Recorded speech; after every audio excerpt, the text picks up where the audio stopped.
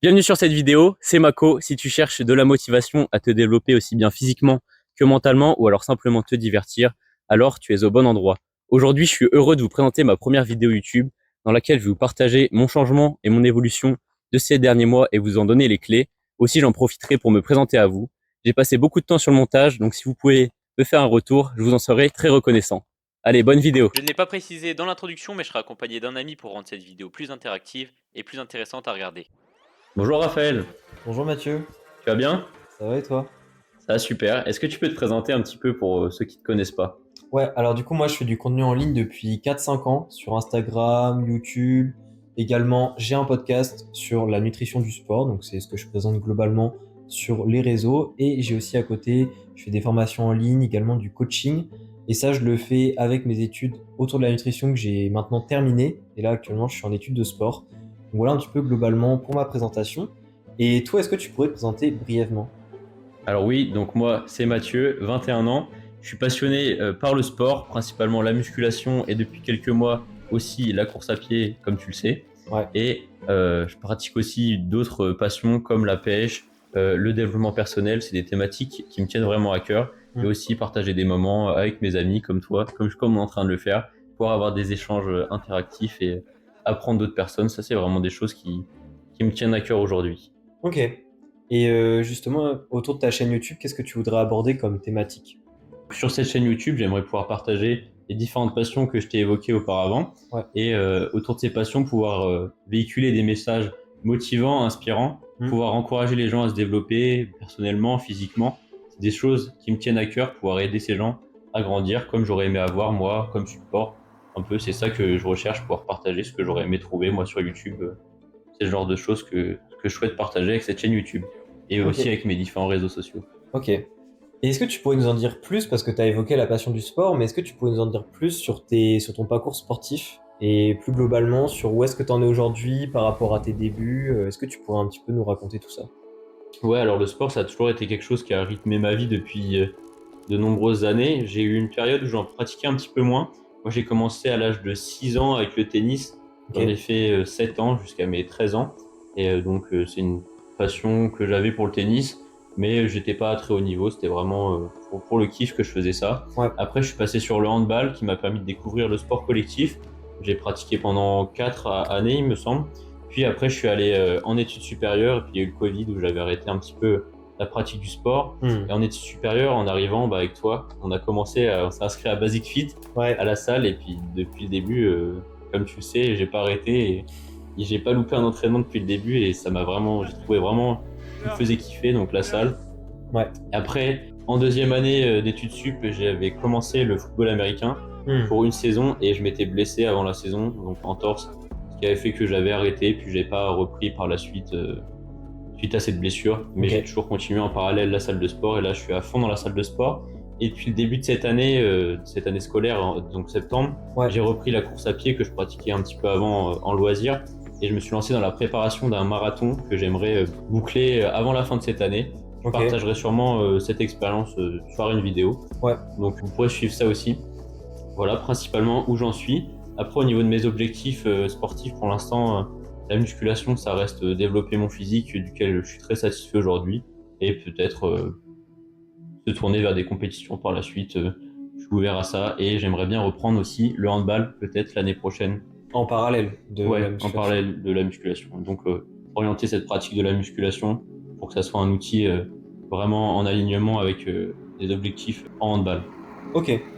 On a un petit peu parlé du sport et maintenant, ce qu'on pourrait aussi aborder, c'est tout ce qui est estime de soi et l'exigence. Et la première question qui me vient, c'est est-ce que tu considères qu'aujourd'hui, tu as confiance en toi ou du moins, est-ce que par rapport à avant, tu sens qu'il y a eu des progrès? Ah, ça, c'est une bonne question, ça. Ça me fait un peu rigoler parce qu'il y a l'année dernière, je t'aurais répondu non, pas du tout, parce que je pensais vraiment, comme tu le sais, j'ai une période un peu plus compliquée où j'avais une estime de moi vraiment très faible. Ouais, Je pensais vraiment être une personne qui méritait pas l'attention des autres aussi. Peut-être que des gens pourraient se retrouver là-dedans et c'est pour ça que aussi je me lance dans cette aventure des réseaux sociaux, pouvoir partager comment j'ai pu progresser à ce niveau-là. Et moi, aujourd'hui, je pense avoir développé un bon niveau de confiance en moi, comme tu l'as évoqué, la notion de confiance en soi. ouais, Pour moi, c'est un équilibre, donc je l'ai bien compris.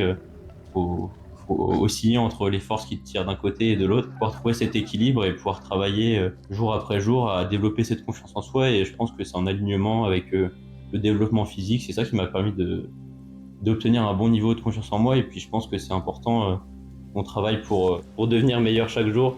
Donc l'objectif, c'est d'être quand même satisfait de ses efforts et de savoir les apprécier et de les reconnaître. Ok. Et un petit peu similaire au côté confiance en soi, maintenant ce que je trouve intéressant de discuter, c'est comment est-ce que justement tu as appris à trouver un équilibre entre ton exigence que tu as envers toi-même et la satisfaction justement que tu as envers toi-même. Oui, ça c'est une bonne question, donc qui rejoint celle d'avant. Moi, j'ai ce qu'on appelle souvent le faux défaut, le côté perfectionniste, mais je pense qu'il y a des gens qui le présentent un peu comme un faux défaut et qui savent pas vraiment ce que ça signifie derrière, mais moi je le connais, ce côté perfectionniste qui peut être vraiment handicapant. Tu connais ça toi aussi, je sais bien. Et donc j'ai identifié ce problème de ce côté perfectionniste et pouvoir parfois passer trop de temps sur des tâches un peu futiles et vouloir chercher l'excellence sur des tâches où parfois c'est pas nécessaire. Et j'ai identifié ce problème, j'ai travaillé depuis quelques mois à le nuancer, on va dire, parce que je trouve que c'est important quand même de se fixer des attentes qui sont assez hautes. Ça nous pousse à aller toujours plus haut, vers le haut, mais il faut savoir apprécier les efforts qu'on a déjà faits, et ça, je l'ai bien compris. Et on peut pas se contenter d'avancer vers un objectif et de repousser cet objectif à chaque fois. Ça serait renoncer un peu à être heureux, et c'est pas la dynamique dans laquelle j'ai envie d'évoluer aujourd'hui. Ok. Et toi, justement, par rapport à ce côté perfectionniste, comment est-ce que tu l'as travaillé, ou du moins, comment tu as essayé déjà de diminuer cette tendance perfectionniste? Alors, j'ai pas changé grand-chose finalement. Je me suis dit que j'avais une base. On me donne une tâche, par exemple. Au moment où on me donne cette tâche, je suis à un niveau 0, on va dire, et j'ai cette base-là, et je vais donner tout pour rendre cette tâche accomplie avec les délais que j'ai, et je vais donner le meilleur de moi-même, ce qui va faire que je vais être satisfait du fait que j'aurai donné le meilleur de moi-même, et je me permettrai d'être satisfait que si je donne le meilleur de moi-même sur ce temps qui m'a été donné. Et le côté perfectionniste, parfois, j'aurais pu donner avant le meilleur de moi-même, mais quand même n'être pas satisfait de moi à la fin. Et ça, c'était vraiment problématique, mais je me dis, j'ai une base, et avec cette base, je fais le maximum, et à la fin, on voit ce que ça donne, et comme j'aurais donné le maximum, j'aurais pas pu faire plus, et puis je peux prendre du recul, apprendre de ce que j'aurais pu faire mieux peut-être, mais sur le moment, à l'instant T, j'ai donné tout ce que j'avais pour rendre un travail dont je suis satisfait. Ok. Donc ouais, tu poses un petit peu un cadre, des limites pour avoir une meilleure vision et prendre plus de recul, globalement. Voilà, c'est ça, tout à fait. Et on avait parlé de la confiance en soi avant, et justement, vu que ton but en partie c'est d'aider les personnes qui étaient dans des situations que tu as déjà vécues, qu'est-ce que tu donnerais comme conseil à une personne qui se considère médiocre ou alors qui manque de confiance en elle tout simplement? Alors le premier conseil et le conseil principal que je donnerais, c'est donner le meilleur de vous-même.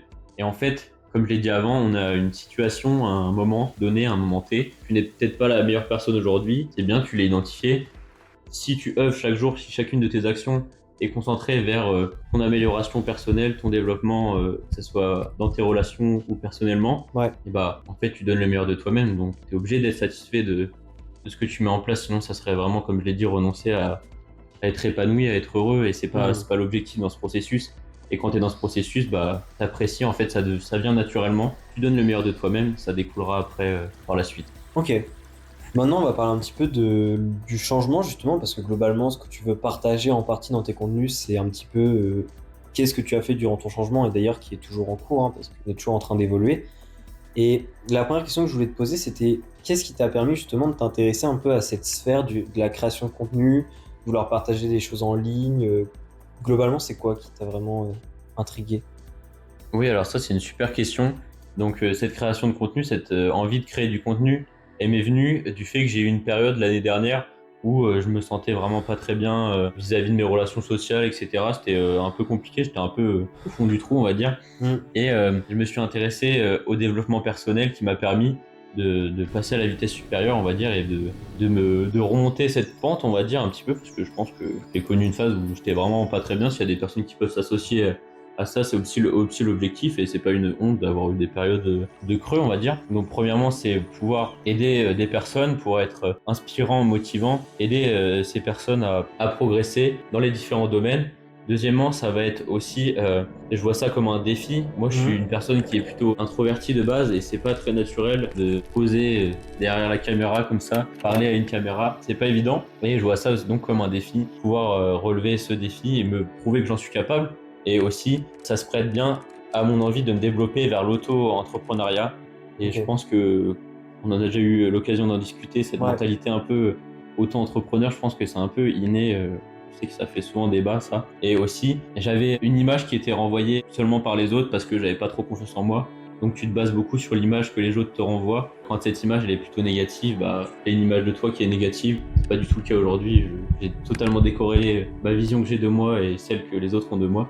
Mais j'étais très attaché à ce que les autres me renvoyaient. Ouais. Et notamment, malgré ce changement, les gens, ils le comprennent pas trop, ils l'acceptent pas trop. On m'a associé avec une image qui correspondait pas à ce que j'étais. Et c'est aussi un petit peu pouvoir me prouver que je suis capable. Et je sais que sur les réseaux, faut être transparent pour pouvoir réussir. Et moi, c'est l'objectif. Et pouvoir montrer qui je suis vraiment.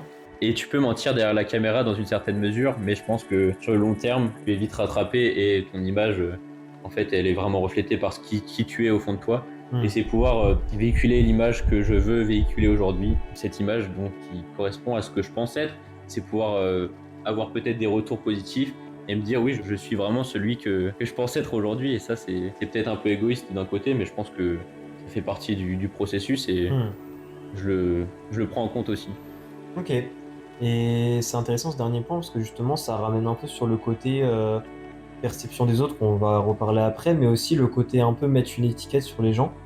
Et justement, toi, comment est-ce que tu as réagi et comment est-ce que tu as fait en sorte d'oublier un peu cet aspect que les gens ils te mettaient une étiquette qui était peut-être pas celle qui est réelle, quoi. Oui, je vois ce que tu veux dire. Alors ça, c'était vraiment quelque chose qui était compliqué à surmonter parce que après cette période où j'étais un petit peu pas très bien, où je me sentais pas bien, j'avais très peu confiance en moi et je j'avais plus trop une vision positive de la vie. J'ai découvert, comme je l'ai dit, le développement personnel. J'ai beaucoup travaillé sur moi, seul, dans mon coin. Je me suis vraiment reculé, j'étais vraiment seul dans ce processus et je pense que c'est vraiment important de le faire seul pour être seul avant d'être épanoui avec les autres. Ouais. Et quand j'ai estimé que j'avais suffisamment progressé sur moi, pour pouvoir me confronter aux autres, pas vraiment me confronter, mais pouvoir avoir des interactions sociales à nouveau et pour être une meilleure personne. Et j'ai eu cette vision parce que je suis retourné logiquement vers les mêmes personnes Mm. et j'ai eu cette image qui était toujours envoyée de moi, qui était une image souvent négative. Très peu sont les personnes qui l'ont pris positivement et qui l'ont vu d'un bon œil, ce changement. J'en fais partie des personnes qui l'ont accepté et vraiment vous êtes deux, trois. C'est pour ça que j'ai très peu d'amis d'avant, on va dire. Ouais. Et une grande partie des gens, soit c'était en face, ils me disaient qu'ils étaient plutôt compréhensifs, mais derrière ils en pensaient pas moins. Donc on le voit souvent quand c'est pas sincère. Mm. Ça c'était compliqué d'être collé avec cette image qu'on avait de moi qui était celle d'auparavant, alors que j'avais beaucoup travaillé et moi j'étais convaincu au fond de moi que j'avais changé, mais l'image que les autres me renvoyaient, elle était pas du tout celle-là. Et j'ai fait l'effort d'aller m'excuser auprès des personnes que j'avais pu toucher éventuellement. J'ai fait la démarche, j'ai fait le premier pas vers eux. Si ces personnes ne souhaitaient pas faire un pas vers moi, je les oblige à rien.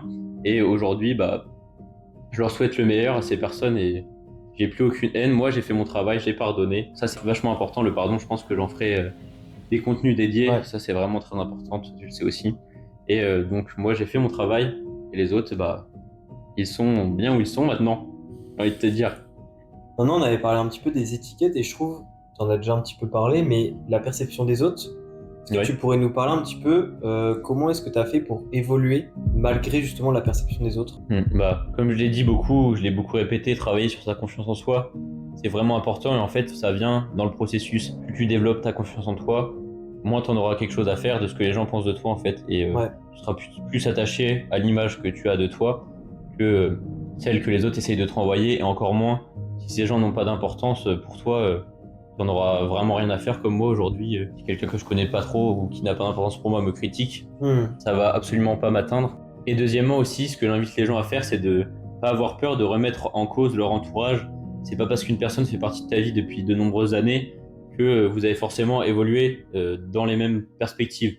Mm. Si malgré la communication, malgré que tu exprimé correctement tes besoins, tu vois qu'en face il n'y a pas forcément de répondant ou que c'est pas naturel chez la personne ce que tu lui demandes, Ouais. bah tu peux pas faire changer une personne, ça je l'ai vraiment compris. et bah cette personne, moi je vous souhaite bonne route, et puis c'est que vous êtes plus dans la même dynamique, et c'est pas forcément quelque chose de triste, mais c'est quelque chose qui est nécessaire. Ouais, ok. Et justement, toi maintenant, tu dirais que sur quel pilier tu bases ta vie d'aujourd'hui? Ça, c'est bien important, je l'ai compris, de trouver cet équilibre entre, comme je l'ai déjà répété plusieurs fois, cette notion d'équilibre, elle est très importante, notamment dans les domaines sur lesquels on base sa vie. Si on est sur un pilier, et si ce pilier s'écroule, on va être en mauvaise posture. Et donc moi, pour l'instant, j'estimerais que j'ai premièrement le sport, qu'on pourrait même décomposer en deux piliers avec la musculation ou la course à pied. Si par exemple, je me blesse au bas du corps, j'aurai toujours la musculation au haut du corps. Ouais. J'ai la pêche également, qui est une passion aussi qui me permet de me ressourcer, de lâcher prise, et être dans la nature, c'est vraiment quelque chose qui me passionne depuis très jeune. Plus récemment, j'ai mes projets que j'ai basés plutôt sur un plan duquel on a pu déjà discuter et que sûrement je pourrais évoquer par la suite. Ce plan, j'ai envie de m'y tenir, j'ai des objectifs qui me tiennent à cœur, et également je me fixe des objectifs dans le sport, dans différents domaines, pouvoir me développer, apprendre aussi le domaine de l'apprentissage qui est très important pour moi. Dans le domaine de la muscu, j'aime bien apprendre. Dans le domaine du développement personnel, j'aime bien apprendre, augmenter un petit peu ma valeur, j'ai envie de dire. Moi, je vois un petit peu les choses comme ça. Okay. Et donc, pouvoir travailler sur tous ces piliers, ça me permet de tendre vers un équilibre. C'est assez récent, donc je pense que c'est pas encore forcément très, très bien implanté, mais ça va venir par la suite, et je sais que je suis confiant sur le fait que ça avance dans la bonne direction. Ok.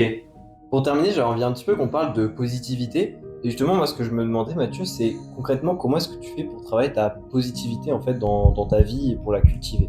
Oui, ça c'est une bonne question. La positivité, c'était quelque chose d'assez naturel chez moi, je pense, depuis un grand moment, et je l'avais un petit peu perdu. J'avais du mal à voir cette lueur d'espoir un peu que j'ai toujours eu, cette vision positive. Je l'avais un petit peu perdu, et ça c'était quelque chose d'assez dur, mais je l'ai toujours cultivé auparavant. Ouais. Et donc j'ai dû retravailler pour la retrouver.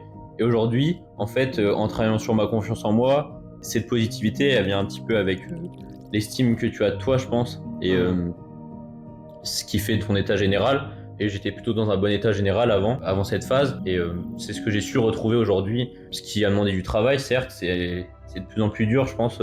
La vie, quand on avance, je pense qu'on est confronté à des nouvelles difficultés. Quand on est jeune, on est peut-être un peu plus insouciant, et on prend les choses avec moins de sérieux, on est moins attaché aux événements, comme on peut l'être un petit peu plus quand on avance dans l'âge. Ouais, ok. Comme dernière question, qu'est-ce que tu pourrais donner comme conseil aux personnes justement pour transformer un petit peu l'énergie négative qu'on a dans notre journée en énergie positive, justement? Alors, j'ai pensé à un exemple, mais qui s'applique pas avec ce que tu as dit à la fin dans la journée. C'est pas vraiment dans la journée. Okay. Un exemple qui pourrait s'appliquer, en fait, c'est plutôt récemment, quand j'ai parlé de ce projet à différentes personnes, et j'ai eu des retours qui étaient assez partagés. J'ai des personnes qui m'ont soutenu. Souvent, c'était des personnes assez récentes dans mon entourage, et qui j'ai senti que c'était quelque chose de sincère. Ils me soutenaient sincèrement. Et d'autres qui ne s'en sont pas cachés et qui m'ont dit que c'était trop dur, que c'était un projet assez bête, que j'avais pas les capacités pour, ou que c'était totalement n'importe quoi de se lancer là-dedans. Okay. Et ça, ces personnes, je leur dis merci, parce qu'en fait, toutes ces critiques, je les transforme en motivation. Et moi, je prends tout en motivation, que ce soit les critiques positives, enfin les critiques, les encouragements positifs. Ouais. C'est très encourageant. Des personnes déjà sur les réseaux sociaux, de ce que je partage déjà par exemple sur TikTok, qui pouvaient me dire que j'étais motivant, etc. C'est des choses qui m'encouragent vraiment à continuer, même si je suis conscient que ce que je fais, je pense être assez fier de ce que j'essaye de véhiculer. Mais d'avoir des retours, c'est vraiment quelque chose d'encourageant, et que ce soit des retours positifs ou donc négatifs, je les prends bien, mais je souhaite, je vais tout donner pour réussir. Ça, je suis vraiment déterminé et je suis conscient que si je fournis les efforts nécessaires, la réussite, elle viendra avec. Ok. Bah écoute, merci beaucoup Mathieu d'avoir répondu à toutes les questions. Merci beaucoup d'avoir regardé cette vidéo jusqu'à la fin. Si elle t'a plu, n'hésite pas à la liker, la partager et me dire en commentaire ce que t'en as pensé.